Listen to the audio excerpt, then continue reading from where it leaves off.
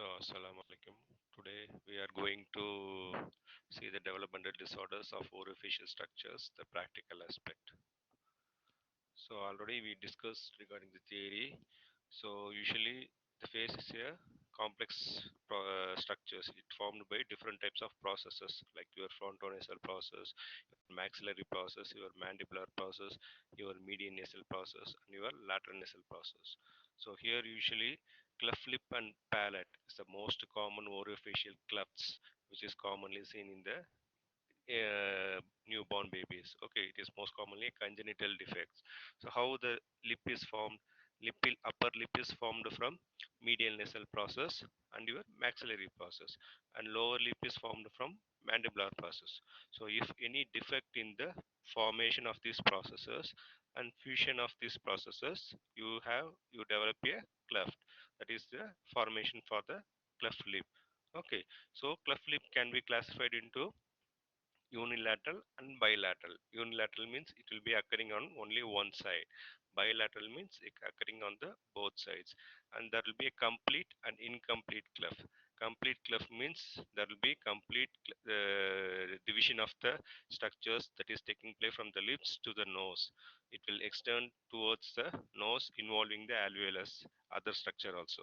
In incomplete cleft, you will not have the communication. You will have only a notch on the lips, or you have a defect in the lips. So that is the main difference. So what is the etiology behind cleft lip and palate? Most commonly not only cleft lip, the other orofacial clefts. Usually it can be a genetic disorders. Mostly it is a hereditary disorders, or it can occur because of spontaneous mutation of some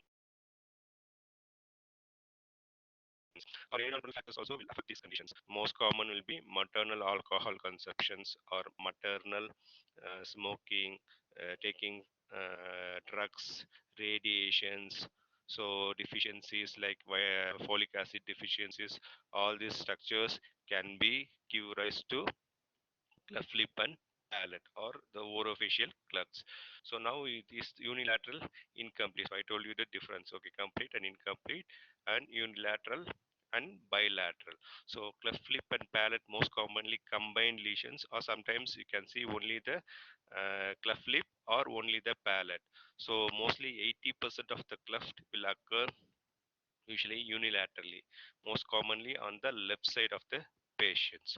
So here you can see there is a defect in the formation of the upper lip. So unilateral cleft lip, in incomplete cleft, you have a notch located on the upper lip. Okay, so in unilateral complete cleft, you can see here the difference. Okay, there is a complete cleft between the nasal cavity and the oral cavity. So this type of clefts is most commonly, I told you, occurring on the left or right side. Most commonly 80% lesions will be occurring in the left side of the patient. So it is a congenital disorders. The most commonly it is seen at the time of birth. So here you can see the extension. It involves the primary palate anterior to the incisive foramen, or it extends the palatal sutures. So this is the unilateral complete cleft lip. So if you take the bilateral, it occurs on the both sides bilaterally, and you can see there is a direct communication. So that is the bilateral complete cleft. So this condition is very rare. If you see intraorally also, you can see this is the primary palate, that is your premaxilla, which is separated from the maxillary arch, other arches. So you can see a direct communication can be noted between the nose and the oral cavity. This is the bilateral occurring on both sides, and there is a complete cleft. So here you can see this is the unilateral complete, incomplete. Here you can see unilateral complete cleft, and this is the bilateral complete cleft. So sometimes you can see a cleft in the median also, because of the failure of the fusion of the medial nasal processes. So the both sides, the medial nasal process is fused together, but here it will not there. So you can see a cleft in the midline of the upper lip. That is at the junction of the philtrum. So that is your cleft lip. Okay, if you consider as cleft palate is formed from primary palate, secondary palate. So primary palate is formed from premaxilla. The secondary palate is formed from usually maxillary processes. So maxillary process that it gives a two shells. The maxillary shells will form, that palatal shells will fuse together to form the primary palate, secondary palate. That is your hard palate and your soft palate. So if there is a cleft, it can be based on the three things. It is the severity. It may be classified as a simple, or it is moderate or severe. So in simple form, you can see only there is a bifid uvula. That means the uvula will get divided. Okay, it is not joined. So there will be a bifid uvula. In moderate cleft, you can see the cleft between bifid uvula and soft palate. In severe form, you can see the complete cleft. There is a direct communication between the nasal cavity and the oral cavity. That is your complete cleft palate as in the severe form. So both the hard palate, soft palate, and uvula will be having a cleft. So one more condition you can see, that is called a submucosal cleft. So here you can see the surface mucosa is intact, but there is a defect in the underlying musculature. So you can see here. So the palate is not properly formed. You can see a defect in the underlying musculature, but the overlying surface mucosa is intact. Here you can see the bifid uvula. Uvula is divided into two things. As I told you, this is the bifid uvula, which is the minimum form of isolated cleft. And some clefts you can see on the facial aspects, that is your lateral and the oblique clefts. Usually lateral clefts will commonly seen from the mouth, here the commissure of the mouth, to the ear, causing a macrostomia. Okay, so this occurs because of the failure of the fusion of maxillary and the mandibular processes. So a maxillary here, mandibular here. So there is a failure in the fusion of this maxillary and mandibular process, results in the formation of oblique lateral clefts. These clefts most commonly placed horizontally. Okay, parallel to the floor. Here you can see the oblique flats. Oblique means it is slightly oblique in nature, or slightly crossing over nature, which is mostly vertical in nature. So this clefts is formed because of the failure of fusion of the lateral nasal processes and the maxillary process. So maxillary process here, lateral nasal process. So this clefts most commonly extends from the upper lip to your eye. Okay, so that is the oblique facial clefts. So what is the drawback clinical features? Mostly because the patient will have difficult aesthetic disfigurement. Most commonly, this type of condition will have a aesthetic disfigurements. So the patient will have in cleft lip and palate difficulty in eating, breathing, and feeding and all will be a problem. So malocclusion will be there. Patient will have a psychosocial problems. So all these problems will give rise to difficulty in the patient psychological aspects. So most commonly the parents also will get anxiety. So treatment will be based on the severity. You have to follow the rule of 10. Okay, so the patient surgical of the cleft lip will be taken place at 10 weeks. Okay, 10 weeks of baby's life, then 10 pounds the baby should have the weight, and 10 grams of hemoglobin should have.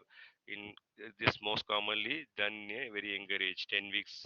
Okay, so the second palate can be go for surgery little bit later, usually in the 1.5 years of age, or sometimes go for 4 to 5 years of age. So this type of surgical correction should be made. So it is a multidisciplinary approach. So all the speciality should be there to correct the cleft lip and the palate. So the next congenital anomalies will be on the lips. That is your paramedian lipids. Paramedian. That means it will be a lipids that is occurring in the lower lip most commonly. It appears to be like a small depression. Pit means it is midpoint depressions. So you can see a pit, a small depressions which is symmetrically present on the median, lateral to the median of the lower lips. So this mostly appears to be like small pits, okay, small depressions which is symmetrically present in the lower lip. So most commonly this occurs because of the persistence of the lateral sulci on the mandibular embryonic arch. So it sometimes if you squeeze you can get some salivary secretions. Because of the appearance, the depth can be go for a few millimeters to centimeters. Most commonly it is mostly associated with some syndromes. This paramedian lipids or otherwise called as congenital lipids, usually associated with some syndromes, which is most common will be the van der Waals syndrome along with the cleft lip and the cleft palate. So easily you can diagnose the lesion. The treatment will be, because most of the time the patient will be asymptomatic, there is no functional defect. Okay, so usually because of the appearance the patient can go for surgical excision of the paramedian lipids. So next will be the commissural lipids. Commissure means at the corners of the mouth. So this is small mucosal invagination seen at the corner of the mouth. Here you can see it occurs because of the failure of the fusion of maxillary and the mandibular processes. Usually it can be a unilateral or it can be a bilateral. Most commonly it is a unilateral condition which is seen at the corner of the mouth. So patient most of the time will not be aware of this lesion. It is mostly a asymptomatic lesion, so there is no need for treatment for these conditions. So if you need treatment, you can go for, if it is secondarily infected because of the increased production of saliva, sometimes you can go for surgical excision. If you see histopathologically both the seeds, both the lipids, what you can see is you can see only the uh, it can see only the invagination is lined by stratified squamous epithelium. Okay, so with some salivary gland structures.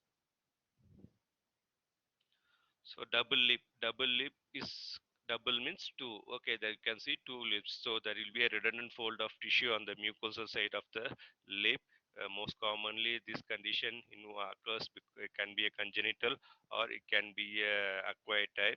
In congenital, most commonly it occurs because of the presence of sulcus between the pars globosa and pars villosa of the lips.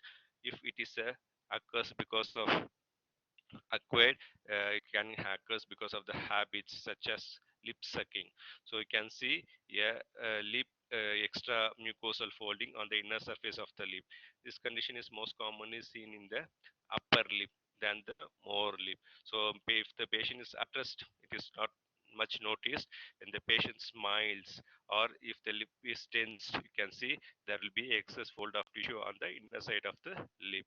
So it is one of the important features of the Asher's syndrome. So Asher's syndrome already we discussed in the theory class. That is, it consists of double lip, fibrocardialis, and you have a non-toxic thyroid enlargement.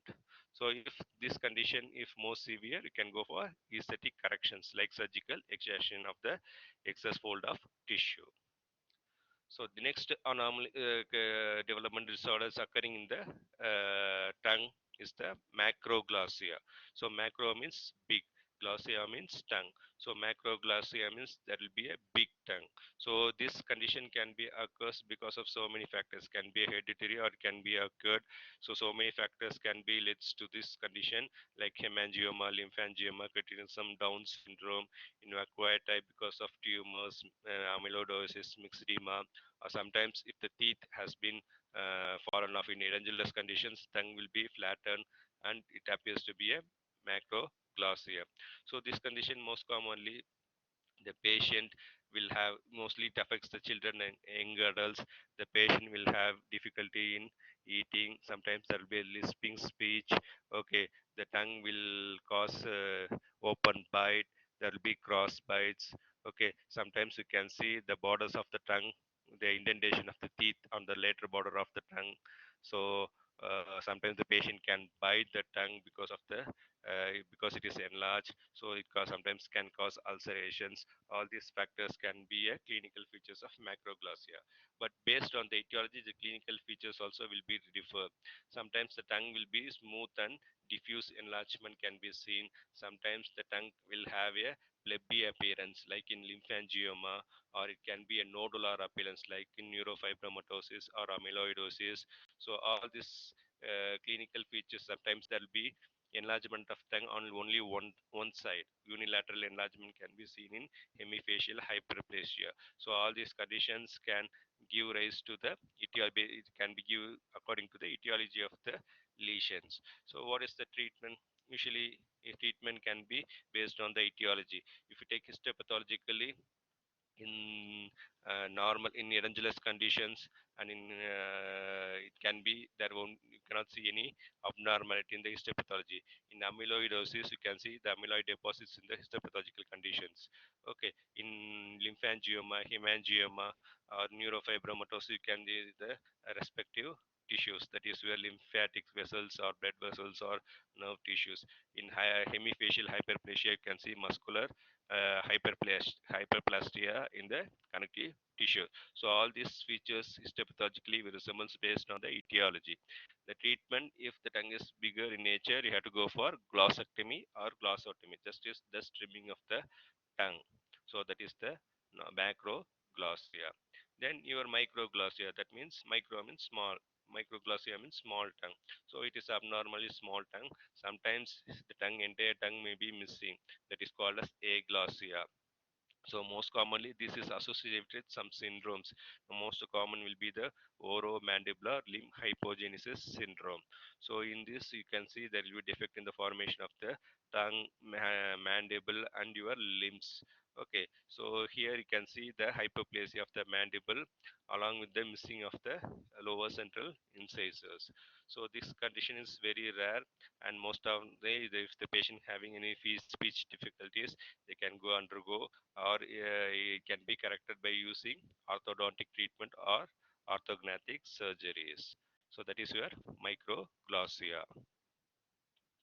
So next means ankyloglossia. Ankylo means join or fuse together. So here it is characterized by a thick, short lingual frenum resulting in restriction of the tongue movement.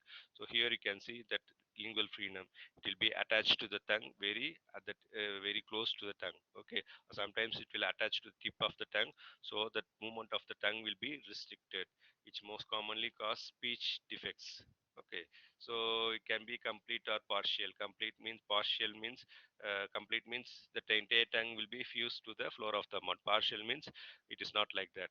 Okay, so what is the defect? The patient will difficulty in movement of the tongue, so speech can be a problem sometimes in infants. Okay, so there will be a problem in adapting to the nipple, so for feeding.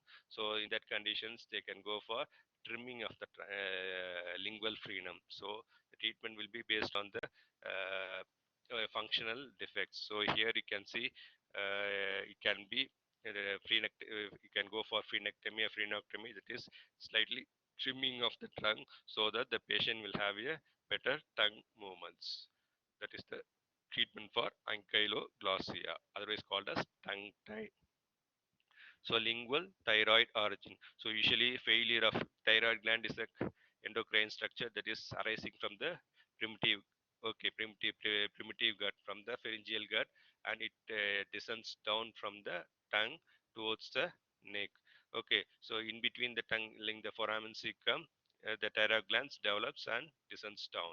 So sometimes if it is not descend down properly, you will get the thyroid gland in the tongue. So that is called as lingual thyroid. So this appears to be a small nodular mass, which is usually of normal color, or sometimes it will be reddish in nature or vascular in nature. So based on the enlargement, it can cause dyspnea, dysphonia, dysphagia, difficulty in swallowing, difficulty in speaking, difficulty in breathing. So all this can be caused based on the size of the lesion. So it is the most common site where you can see the ectopic thyroid gland. So always you should be careful in removing this thyroid gland, because it is the only ectopic thyroid gland in most of the condition, almost 80%. So usually it affects females, and usually if the patient is asymptomatic in most of the condition, there is no need for treatment.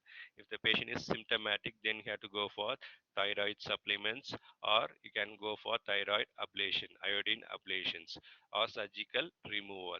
But surgical removal, if you remove, you have to go for auto transplantation. That is, you have to place the thyroid gland in the buccal mucosa or some other mucosal tissues, so that the patient will try to avoid the hypothyroidism.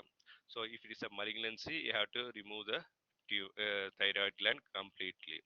So that is your lingual thyroid. So next one will be the median rhomboid glossitis affecting the tongue. So median means in the center, rhomboid means it appears to be a diamond shape, and glossitis means inflammation of the tongue.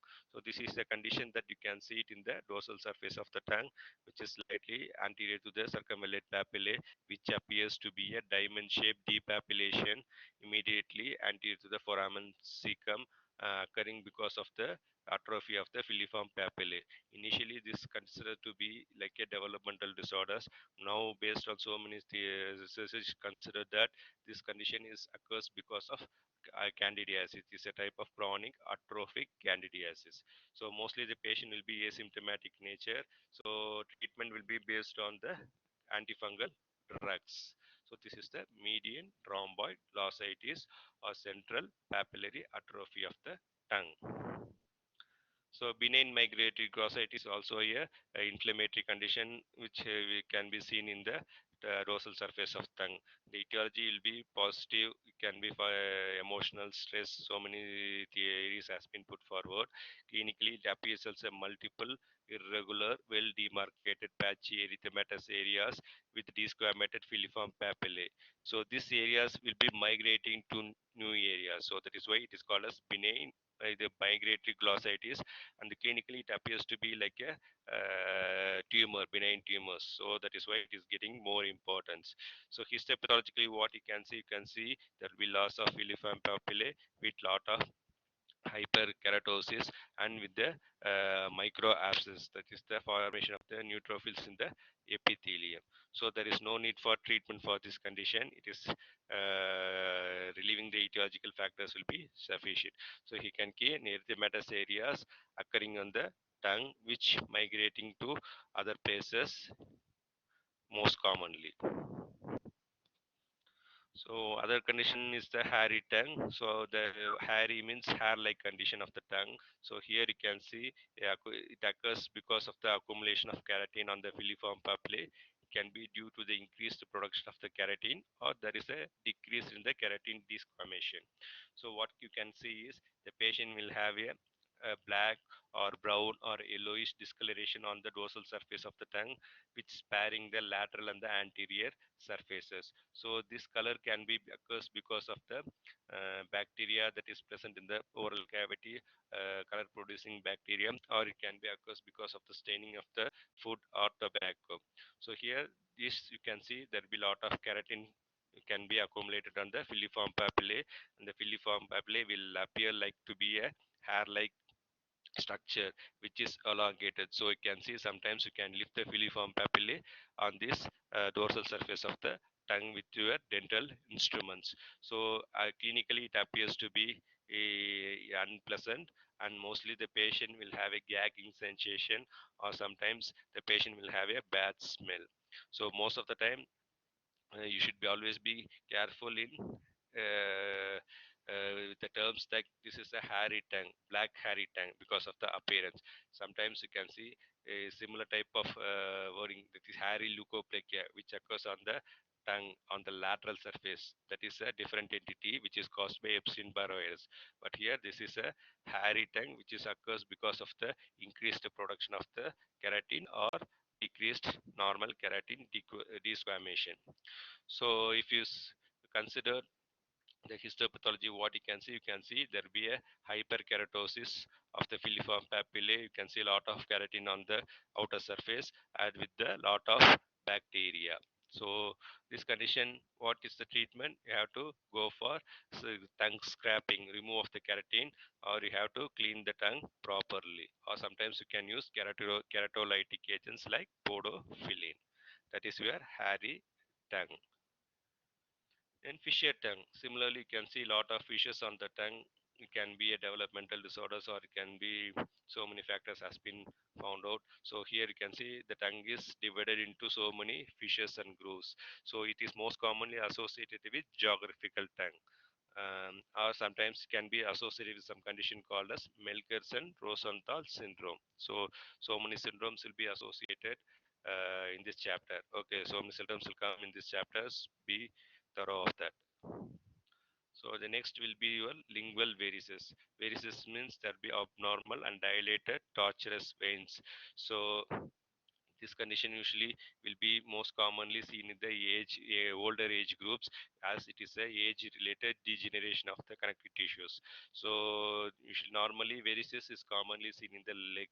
So sometimes you can see it in the tongue also. That is called a sublingual varices, which you can see a pleb like appearance, which is commonly seen on the lateral surface or on the ventral surface of the tongue, which appears bluish in nature. So sometimes you can see solitary varices occurring in the buccal mucosa also. So most of the time this is an asymptomatic condition because of the degeneration. So there will be loss of smooth muscle in the histopathological. You can see there will be loss of smooth muscles, and you can see less number of the elastic fibers. So the treatment will not be needed actually, because it is asymptomatic. If there is a cause for thrombosis, then you have to remove this lesion. So the next thing will be the developmental disorders that affecting the mandibular jaws. Okay, the one will be the torus. Torus means there will be exostosis, or there will be enlargement of the or bony protuberance occurring in the jaw bones. So mandibular teres is most commonly seen in the mandible, on the lingual aspect of the mandible superior to the mylohyoid ridge. Sometimes it can be unilateral or sometimes it can be bilateral.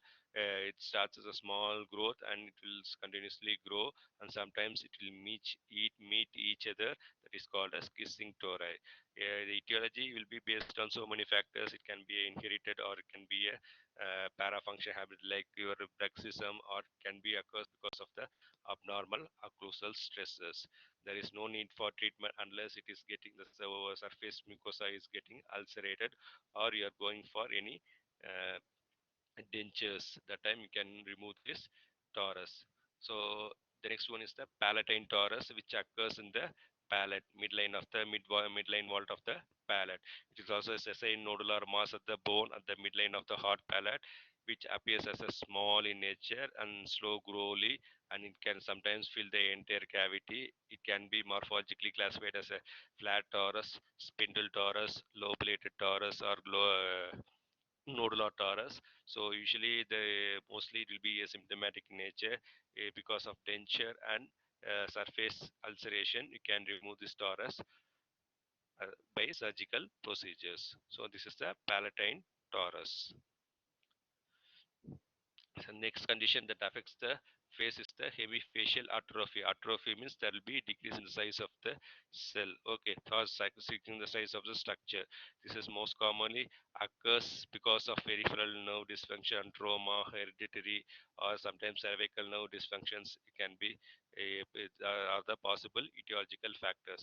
Mostly it starts at the second or third week of the decade of the life. It will be noticed as a atrophy or shrinkage, or the size of the face will be decreased, or shrinkage will occur.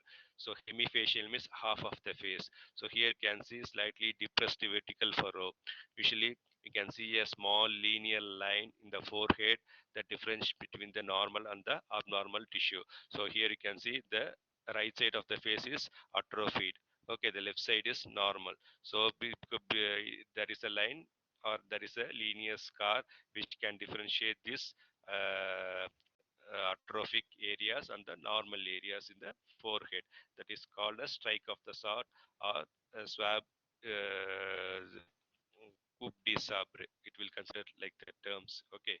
So here what you can see, there will be atrophy of the skin, there will be bone, there will be muscle, subcutaneous tissue. All the structures will be atrophic. There will be slightly hyperpigmentations. Okay, you can see there will be asymmetry of the face, and usually the lips will be atrophied. So you can see the maxillary teeth, the corner of the lips will be deviated towards the affected side. The eruption of the teeth will be delayed. Root formation, teeth formation also will be delayed. So treatment will be, once the growth has been ceased, you can go for cosmetic surgeries to rectify the defect. So hemifacial hypertrophy. Hypertrophy means there will be increase in growth. So hemifacial means half of the face will be increased in size. It also occurs because of vascular lymphatic abnormalities or endocrine dysfunctions, or chromosomal abnormalities, most commonly seen at the congenital at birth, and slowly it increases in size according to the growth of the patients. So it can reach the maximum of the puberty, and after that, most of the time, it will stop its growth. You can see this side of the face is normal, and this side of the face is completely abnormal. So that side, all the structures will be enlarged. You can see macroglossy on that side. You can see a lot of the teeth will be bigger in nature, and the mandibular canals will be bigger. You can see the early eruption of the teeth. The root formation will not be completed properly. So all these features you can see it on the radiograph, and you can see the clinically there will be increase in the structure of the face on one half of the face. That is where hemifacial hypertrophy. So treatment, once the growth ceases, you can go for cosmetic surgeries. So condylar hyperplasia. So there will be a growth in the condyle. So it can be unilateral or can be bilateral. Most of the time it will be a unilateral growth occurring involving the condyle. So condyle consists of head and condylar head, condylar neck. So there will be growth in the condylar head, or sometimes there will be growth in the entire ramus of the mandible. So it is a unilateral, slowly progressive elongation of face. Here also you can see one side of the face will be bigger and other sides will be smaller. Here you can see the deviation of chin towards the opposite side. So usually there will be malocclusion, there'll be open bite, there'll be cross bite. All these features can be seen intraorally. So usually the condyle can be because of so many reasons. It can be because of congenital hereditary, or can be because of sometimes trauma. So usually if the asymmetry is not much appreciated, then there is no need for treatment. If there is a functional and aesthetic defects, then you can go for surgical contour of the condyle, or sometimes you can go for condylectomy, or you can go for osteotomy. So coronoid hypertrophy, it affects the coronoid process of the mandible. There will be elongation of the coronoid process. It can be of unilateral or it can be of bilateral. Usually, the coronoid process, if it is elongated, the patient will have difficulty in opening the mouth because of the coronoid process impinges the zygoma. So, if it is a unilateral, it can be occurring in the one side.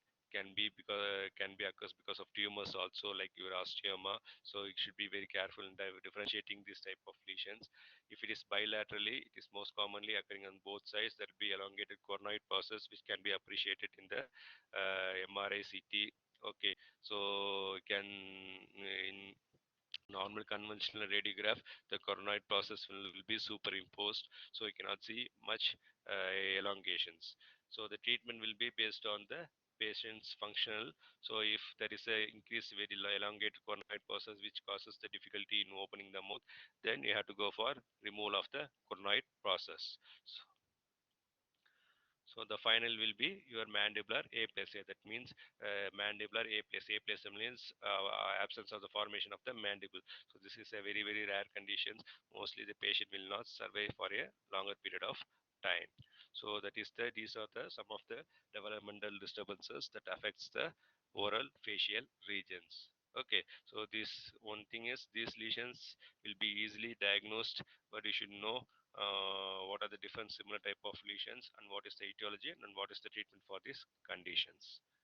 Any questions or any doubts, you can ask anytime. You can contact us. Thank you.